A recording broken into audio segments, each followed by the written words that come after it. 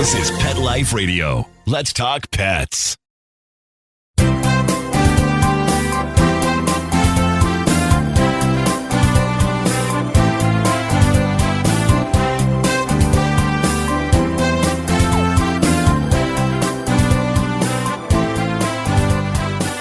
And welcome. We're here live with Dr. Jeff Werber, your host for the next 30 minutes here on Pet Life Radio's Ask the Vets with Dr. Jeff. And of course, our simulcast with Instagram Live.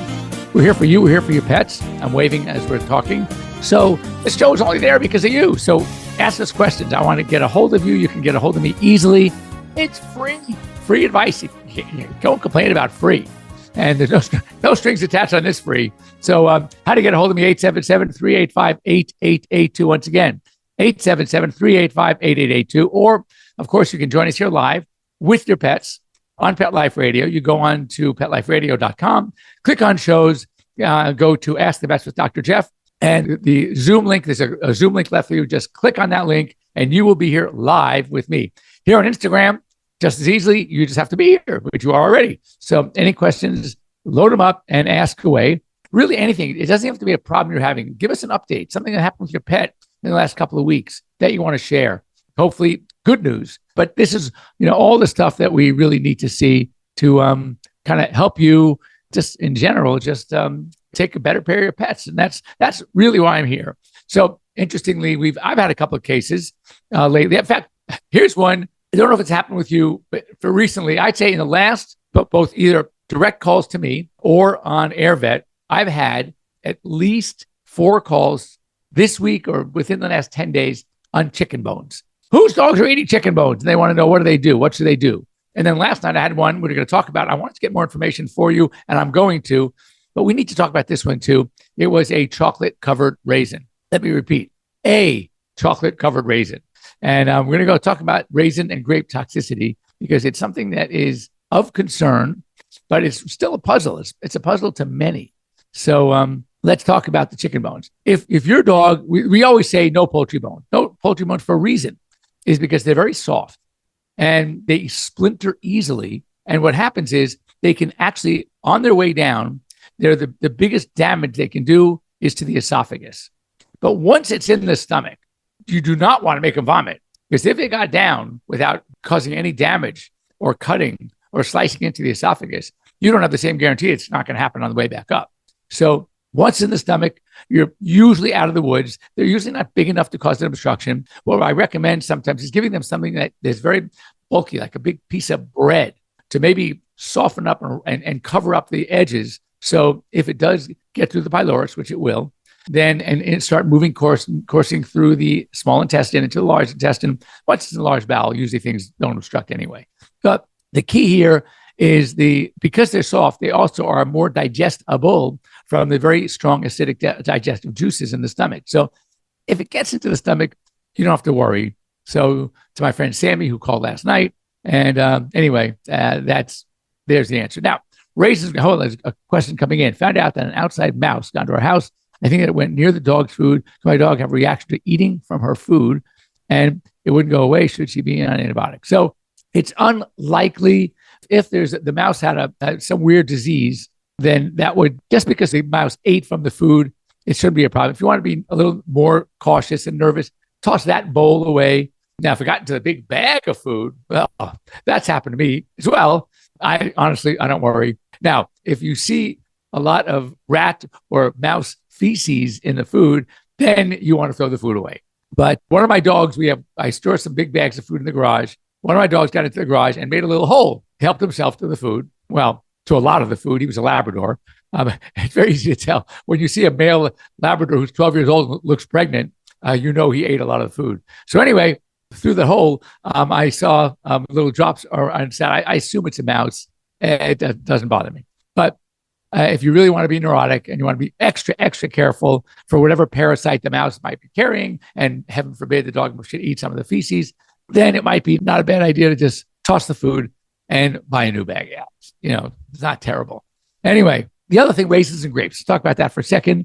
Yes, get a raised fruit water bowl. That's a good idea. But again, if it just got into the bowl, then you're not looking at a lot of food. Just toss that bowl and refill it. But yes, that would be a really good idea to raise the bowl. So the mouse hopefully can't reach it. So unless it's smart enough to climb up the same, whatever stand you're using and then get into the bowl, you never know. So I got a call last night. Dog ate it's about a 20-pound dog, ate a single chocolate covered raisin. Now, I'm not worried about the chocolate on one, how much chocolate. Chocolate is, yes, there are toxicities. You have to eat a lot of it. It's got, most chocolate covered raisins are milk chocolate. Milk chocolate is much less toxic than semi-sweet, which is much less toxic than the baker's chocolate. Cocoa is like the worst, pure, unadulterated, 97, 99% cacao. Those are the ones we have to worry about. Dogs have to eat a significant amount. I mean, it's not just, a Hershey's Kiss or a little, one of those mini Nestle's Crunch bars or whatever. Those you save for me and you send to me.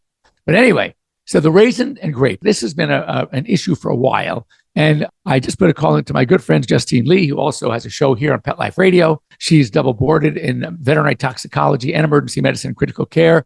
I'm going to get the real truth about how worried we have to be, because I never worried. This is something relatively new. I mean, I used to play with my dogs, catch and throw up a grape in the air, and they would catch it, great, and they would sit there, I don't know, maybe 5-10 grapes. So they're also 85-pound Labradors. So maybe that's why we never had a problem. How is it dose dependent? How dose dependent? Well, someone once told me that for the dogs that have the sensitivity, it's not dose dependent. It could be. So that's why I put a call into Justine. So I will definitely report back to you. In the meantime, keep your dogs away from raisins and grapes. And that includes, like a lot of times they have trail mixes that have nuts and all sorts of things in them, and granola and raisins. So you want to be careful. It's something to do with the raisin or grape skins, something in them that some dogs have its sensitivity to. And the truth is we don't know, and there's no test to find out which dogs have this sensitivity. If you could do that and you found out your dog is fine, go ahead. Let them have grapes, let them have raisins. But we don't know. And the problem is that it can cause severe kidney problems, even kidney failure. So we definitely want to avoid it for now. And I will try to get more answers for you, because it'll be a lot easier from my perspective, especially, going on AirVet, where I handle kind of these emergency cases, to say, well, wait a second, how about the dogs? How much weight? Like in chocolate, we have it. We have a chocolate meter. You can go online, you find out all the different types of chocolate, from white chocolate, which is no chocolate at all the way to 100% pure cocoa, which is the most toxic. And it tells you per body weight how much the dog would have to eat to have a reaction or to have concern. Would that be great to have something like that for raisins and grapes? For a dog this weight, anything less than 5, no problem. For a dog this weight, you can eat 30, no problem. But we don't know. So anyway, stay tuned, because that's something that I'm getting so many calls about that I want to make sure I'm giving people the right answer. And I want some questions. I can't believe all of you have had any, let's see. I'm fostering a puppy, I would imagine, that eats its poop. Any thoughts? Well, it is not an uncommon problem. We call it coprophagia, because it sounds like better than eating poop eater. So we don't know why they do it. There are a lot of theories, and I've asked a number of dogs, why do you do it? And no one's answered me. So I'm at a loss too, but I have my theory. And the theory is that, and again, this is my theory, I have found, and this is just empirical data, that in the case of male dogs, they are more inclined to eat other dogs' poop, even on walks. And in the case of female dogs, they're more inclined to eat their own. Okay, now, this is not in textbooks. This is not written anywhere. I just talking to clients, doing this for almost 40 years. That's what I've realized and noted. Now, not 100% by any means, but just a majority. So my thought is this: in the wild, okay, there's always competition, and males, they want to keep their own territory to themselves. So what they do, they're more inclined to eat the other dog's poop, to remove the smells, the odors of other dogs, and basically lay claim to theirs. And it basically is a signature saying, this is my territory. Females, on the other hand, what is their job? Their job is protect their litters. And so what they do, and we know that female dogs lick and clean up after their puppies. So my thought is that the female dogs that do it, they are, because in nature, their job was to protect. And so therefore, they only eat their own and the puppies to remove this. They want to remove their own smell because they are worried about predators. So that's what it's all about. How do you stop it? Well, sometimes the urge is very great to do it. If a dog is, there are a number of ways to treat. One that seems to work well, you can get a hydrolyzed vegetable protein powder. It's available, and you can get it anywhere. So what this powder does, it's for coprophagy, and it imparts a taste to the stool that most dogs will find it objectionable. And yet it doesn't change the taste of the food. But for that, you have to use it. If a dog is eating, if you have 2 or 3 dogs and they're in the backyard and your dog is eating the other dog's poop, then you got to put it in their food as well. So anyway, it's called Forbid, Forbid. Look for it online. You can get it. Now, other ways you can do it. In order for a dog to want to avoid something, you have to make it very unattractive. Smell is not always the answer, at least not at the beginning. So what you do is you can make a mixture of the hottest stuff you can put together, from, spicy hot salsa to wasabi to chili pepper, anything you can find that's really hot. And then you make a mixture of it and you can put it on the poop outside. So don't clean up. Actually, leave the poop there. But when the dog's not around, put the stuff on top of it. In order for it to really work well, and this is the worst part of the trick, is that you need to put the stuff on to your dog's tongue full strength. They have to know what it tastes like full strength. Because when it's sitting there for a while, it may dissipate lose some of its taste, its wonderful flavor. Haha. So you want to give it to the dog full strength, fresh. So now he or she knows what it tastes like and hopefully does not like that taste. And they also now know the smell of it. So now if they go to a poop that has been pre-treated with this amazing mixture, then hopefully they'll avoid it. Is it a guarantee? Heck no. But it's something that often works. You just got to try it. Okay. While you are getting the courage, and again, it doesn't have to be a question. Oh, she's a female. Is she eating her own poop? If she's eating her own poop, then that kind of leads to my, my theory, for whatever it's worth. You're not going to find it printed anywhere because I haven't printed anywhere. It's just my thing. So before we go to break, I had a couple of stories. And one thing I read, and this has been a big problem on the veterinary news threads that I get, there is a lot of stuff about influenza. Now, we're talking about the H5N1, which is a real avian influenza, but even H3N8 and H3N2, which are the 2 influenzas now affecting dogs, they are becoming very, very serious. And birds have them too. And so it is the caution here is keep your dogs and cats away from dead birds. It's very important to think because avian influenza is very serious and there have been animals dying from it. Oh boy. Here's a good one. Martineau, thank you for this question.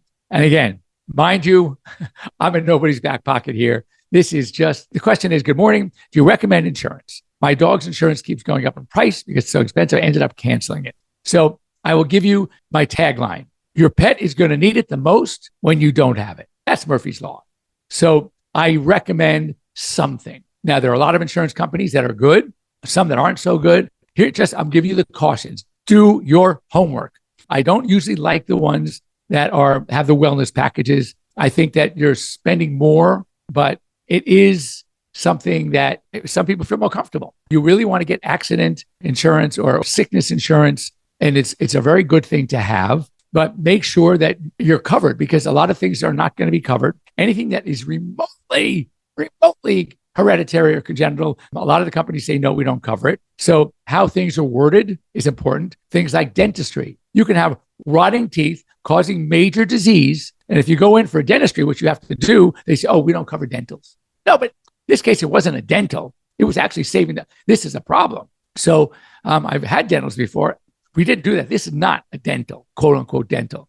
So you really want to understand their language and give them scenarios. Say, this is, how about an injury, a cruciate injury? Well, there may be 75% of dogs who blow one cruciate might blow another, which means that there is a hereditary component. So a lot of the insurance companies will cover the first one, which I think is fair because it could be pure injury, but they won't cover the second. Because if it happens a second time, now they're going, this one may have had some underlying congenital thing, so we're not going to cover the second. I get that, but you don't want to do nothing. So here's my only other recommendation, and that is, now understand also, insurance companies, they take your money. It doesn't just sit there. It's being invested. And so when they get that big claim, that $7,000, $8,000, $10,000 claim for cancer, for example, all right, they're totally happy to pay it because that wasn't even, it's no longer your money. It wasn't their money. It was the money they made on your money. So, when you invest, whatever your investment is, you can make a little, but when you have, couple of thousand people putting in their money every month, $100 a month, let's say it is. So they're making some good buck, and therefore they're investing it, making even more, and that's what they're using to pay off these claims. So my only recommendation is that you can set up an account in Bowser's name, and that same 80, 100, 100, whatever it is, you put that away in his account, his or her account, and make sure it's try to get an interest-bearing account or something that you're working with, and you can throw it into investment also. But it's automatic. You have no choice because the insurance companies don't give you a choice. So you have to make this deposit every single month like clockwork and just let it grow. Don't waste it for routine care because you shouldn't be using routine care. Don't do it for the dental. You want to save it for that rainy day. You want to save it for that big infection, that big injury, right? That kidney disease, whatever it is. And if you have, by this time, you do it for a couple of years, you got $4,000 or $5,000 put away. And then now you have your own little nest egg for those times. But the bottom line is insurance companies I liken them to Las Vegas casino. Sure, all of us have hopefully done well at one point doing some gambling, taking a chance. But most of the time, if you look at the casinos, you look how glorious they are, how much money they're making. Clearly, most gamblers are not winning. So that's what the insurance company is all about. It's the same logic. They are totally willing to pay when they get that. But most of the time, you're going to be putting more money in than you will be getting out. And that means the money left over at the end of the day is whose? It's theirs. So if you are not disciplined, then keep insurance. What you don't want to do is nothing. You must have something set aside, either via insurance or your own pockets, your own savings accounts, that I highly recommend doing something. I hope that answers your question, Martin. If you have any questions about that, let me know. And you can always get me. I've worked with some insurance companies, ones that I really like, and I'd be happy to kind of help you out in that way too. My life at Senior Dog started to have white hair. We started to use spirulina supplements that helps to delay it. What are your thoughts about those supplements? Well, supplements are supplements. I have very little negative things to say about safe supplements. I can't promise they're going to work. I've not heard about this one, spirulina and the white hair, but a lot of this is genetic. Just like many of us that are going to go gray or have gone gray already, it's genetic. So anyway, we'll talk more about that after the break. We're going to come back in just a few minutes. Don't go away. Here on Pet Life Radio, don't go away. We'll be right back after these brief messages. How many of you have pets? My hand's raised. Now think about how lucky you are to have such a sweet little pet in your life, and that pet is lucky to have you too. But unfortunately, there are countless pets out there that don't have a home to call their own. However, Bob's from Skechers is trying to change that. So we developed Bob's for dogs and cats to help pets in need. With every purchase of adorable Bob's footwear or fun, stylish apparel, or even the cutest Bob's pet accessories, Skechers makes a donation to Petco Love to help save shelter pets. And with your help, we've already saved the lives of over 1 million pets and raised over $7 million. So while you're getting style and comfort with features like Skechers' famous memory foam cushioning, you're also helping to save an adorable pet in need and helping another lucky owner be connected with a future best friend and companion, because happiness is having a loving pet by your side. Find Bob's at a Skechers store, Skechers.com, select Petco locations, or wherever stylish footwear is sold. Let's talk pets. Let's talk pets On Pet Life Radio. Pet Life Radio. PetLifeRadio.com.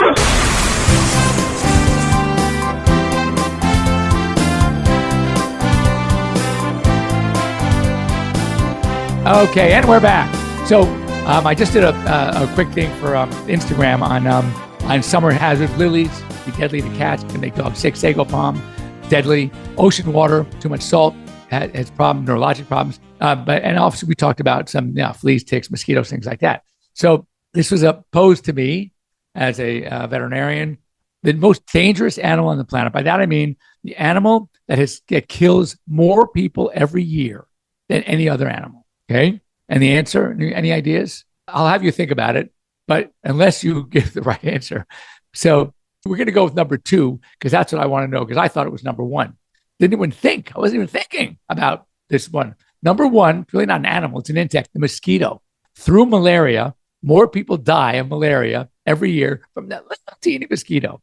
But let's talk about animals. I mean, a real animal. What do you think? If you want to give me some answers, what do you think the most dangerous animal, the one that kills more people every year than any other animal? It blew my mind. And well, I'll give you why it blew my mind in a minute. So, why does my cat throw up after wet food, but rarely after dry food? That's a good one. I would always say any cat that vomits right after eating, but still is happy, alert, everything else is normal. Even though you don't see them, I would think about hairballs. I've heard this before, by the way, that, and also when you think about it, cats don't usually chew their food anyway. They swallow it whole. Like people, when the food comes up and the pellets, the little dry pellets, they're still little dry pellets. And also, interestingly, and this is really interesting, like let's talk the French bulldog. The Frenchie has its throat problems, the elongated soft palate. They have, hiatal hernias. They have a very narrowing at and they too, they will eat dry food, keeps it down. But when they drink water even, it comes back up. So it would be interesting to do like fluoroscopy, a fluoroscopic study while they're eating to find out what is going on. Why are dry foods getting it? The only thing I can think of is this, and maybe I'm wrong, but if you watch a cat or a dog, right, drink water versus eat, and then which goes down faster, the water. So also when it comes to food, they gobble up canned food faster than they can do dry food. So it's going down more quickly. And I wonder if it has something to do with the speed at which or how much they can eat in any given time area, whether it is over a matter of seconds, a matter of a minute. If you fill a bowl of just canned food, time it how fast they can eat it, and do the same amount of food of dry food in a bowl and see how long it takes them to eat that.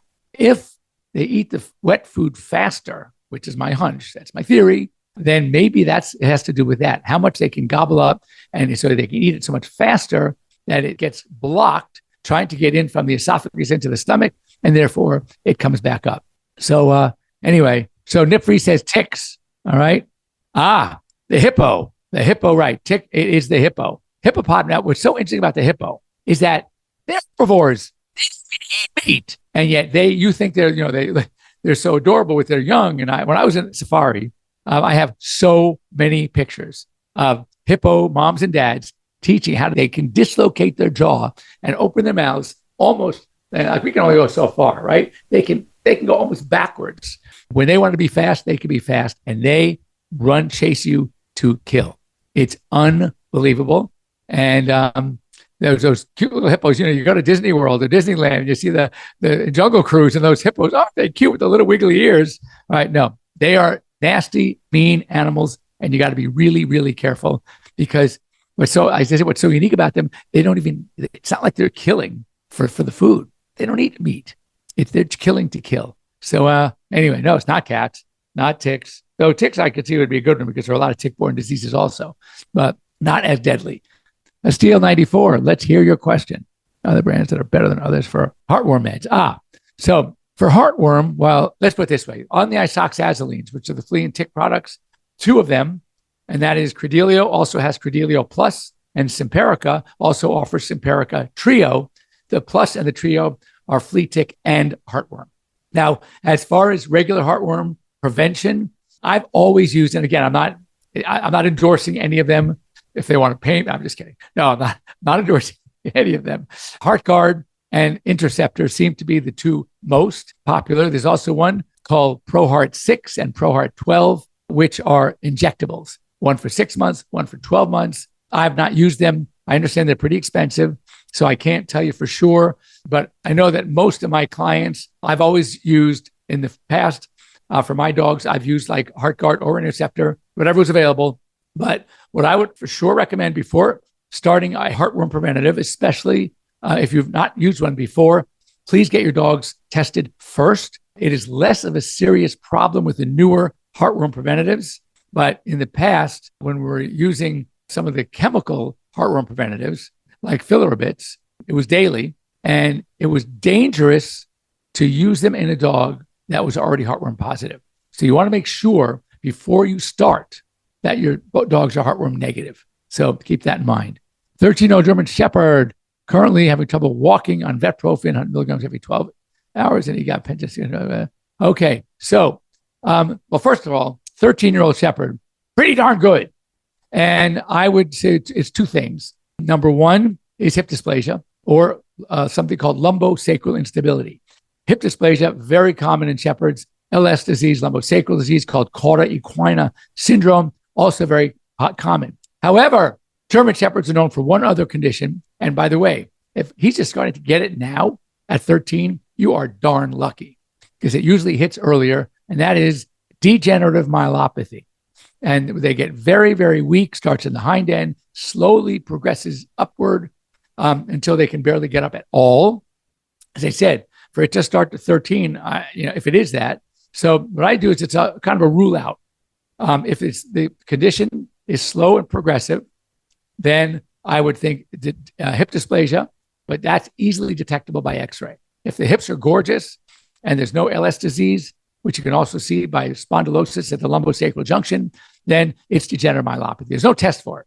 And just know that it is, unfortunately, there's no treatment either. So as I said, be somewhat thankful that regardless. Now, the other thing is the vetprofen, the carprofen, the Rimadyl, whichever, they're all the same thing. And the gabapentin should be helping, and the glucosamine should be helping if this were all arthritis. If you are seeing no benefit, then unfortunately that puts degenerative myelopathy higher up on my list. So, but continue to do what you do. And just the difference says cats kill more people. That's interesting. I'd have to look that up because I've always been told, and when I go on, it says I can't imagine you mean like kitty cats. I would think it's the big cats. But when we were on safari, these guys, they're in South Africa. They say that it's the hippo. Anyone who wants to chime in, Dr. Kitty Vet, if you're doing it with cats, I would assume also you're dealing with cats. All right. So walks with the harness, but his heart races. He needs me to help him stand. But recently after drinking, he's having contraction in his stomach and yakking. He's not bloated, but is scaring me. If you could do this for me, and I'd be happy to take a look at it. When I have weird cases like this, picture's worth 1,000 words. A video is worth 100,000. Send me a video of what you're seeing, all right? Because it sounds like his heart races. I mean, helping him stand. Yeah. I still think that this is, it could be either or. I mean, I definitely would have you get x-rays taken and go from there and see what that shows, all right? And no, it doesn't sound normal, but we have to try to find out what the cause is. So that's what I would do. Get some rads. If you want to send me the rads, take them to your vet, have the radiographs done, and just ask them you want them sent to you digitally. And then I will be happy to look at them and help you through this and give you some pointers about what I think is going on. But also, do me a favor, have him take video of him lying down and then ask him to get up. I want to see the effort involved. And that, coupled with the x-rays, will give me a good idea.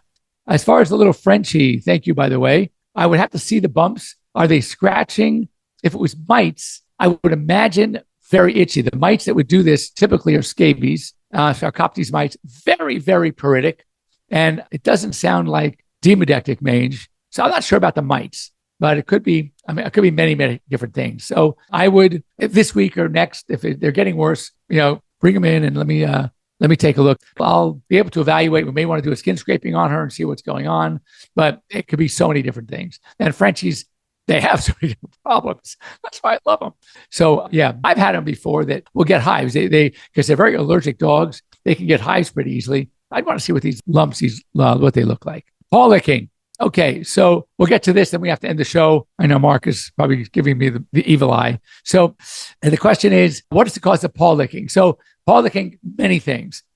First of all, if it's non-seasonal, if it happens all the time, I would look for food allergies, food hypersensitivity. Dogs that are allergic to foods will often lick their feet, especially the front paws, and their ears, and rub their face against the wall, against the carpet. Those are often signs of food allergy. If it's seasonal, and like it's happening more now because of spring and summer, and it wasn't going on during the winter, and you haven't changed foods, then I would think it is allergy. And what happens is they can get allergies. This is the time of year that gardeners are putting fertilizer down. That could be also an irritant. If it's one paw, one area of a paw, I would look at the paw itself, looking for a little entry hole. It could be a foxtail. So there are a lot of things. If it's multiple paws, if they're red on the bottom and the top, then I would say some sort of allergy. It's either going to be an atopy, inhaled allergy. It's going to be a contact irritant, contact allergy, or a food allergy. All right. So that's all we have time for today. Those of you who joined me, thank you so much. I love doing this. And you don't have to wait till Sunday for me to help you. So if there's something that comes before that, just send to me on Instagram. You can always reach me at Dr. Jeff at PetLifeRadio.com. You can reach me at Dr. Jeff at drjeff.com. Here on Instagram, many ways. I mean, it's funny. One of my old clients just came in this week. I've been away from my original hospital I started that I sold to VCA. I've been gone for 3 years. I've been at Value Vet in Westwood. And she goes, we just found you. I said, just found me?